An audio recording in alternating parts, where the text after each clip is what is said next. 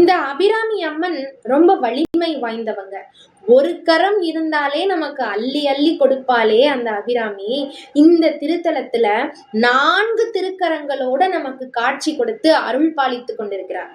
அபிராமி அப்படின்னா என்ன அர்த்தம்னா, அபி அப்படின்னா செல்வம், ரம்மி அப்படின்னா ரம்யமானவள் அப்படின்னு அர்த்தம்.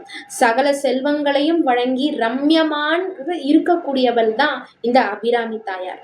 இந்த அபிராமி தாயாரை எப்படி வழிபடலாம் அப்படின்னா, அபிராமி அம்மனை நம்ம 4 விதமான நவராத்திரி நாட்கள்லயும் கொண்டாடலாம். அது மட்டும் இல்லாம ஆடி பூரத்திலையும் இந்த அம்மனுக்கு சிறப்பு வழிபாடுகளும் நடைபெறுது. அது போக நாம எப்பெல்லாம் நினைக்கிறோமோ அப்பெல்லாம் இந்த அபிராமி அம்மனை மனதார வழிபடலாம்.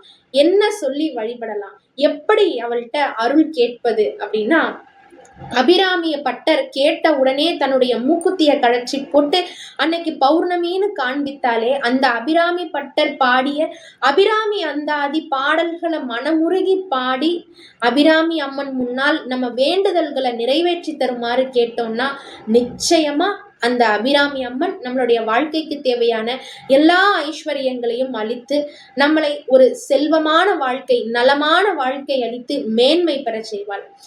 இப்படி இந்த கோவில்ல வணங்குனா ஆயுட்காலம் அதிகம் அப்படிங்கிறதுனால தான் நம்ம எல்லாரும் திருக்கடையூர்ல போய் 60ஆம் கல்யாணம், 70ஆம் கல்யாணம், 80ஆம் கல்யாணம்னு இப்படி பலவிதமான திருமணங்களை அங்க பார்க்கிறோம்.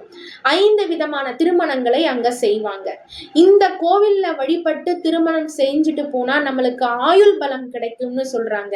கால சம்ஹார மூர்த்தியோட சேர்ந்து அபிராமி அம்மனினுடைய அருளும் நமக்கு பரிபூரணமாக நிச்சயம் கிடைக்கும். நன்றி, வணக்கம்.